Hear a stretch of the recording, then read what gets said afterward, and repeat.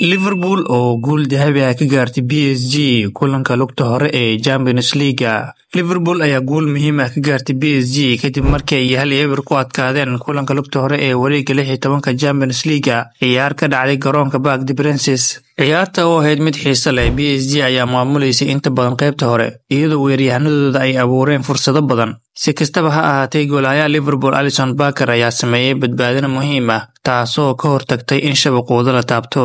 daqiiqadii 87 tababaraha Liverpool Arne Slot ayaa bedel ku soo geliyay ciyaarta Harvey Elliott. wax yar kadib soo gelitaankiisa, Elliott ayaa shabaqa soo taabtay kadib markii uu ka faa'iideystay kubad dheer oo uu tuuray Alisson, taasoo uu madax ku sii wareejiyay Darwin Núñez oo intuu u gambiyay daafacyada PSG baas qurux badan u dhiibay Elliott isagoona si hufan u dhameystiray. inkasta oo PSG ay isku dayday inay iska soo gudaan goolka laga dhaliyay, haddana difaaca adag ee Liverpool iyo qaab ciyaareedka heerka sare ah ee Alisson ayaa ka hortagay isku dayo badan oo PSG ah. Liverpool ayaa ku guuleysatay inay ilaashato hoggaanka ilaa dhamaadka ciyaarta, taasoo siinaysa faa'iido muhiim ah ka hor kulanka lugta labaad ee ka dhici doona Anfield.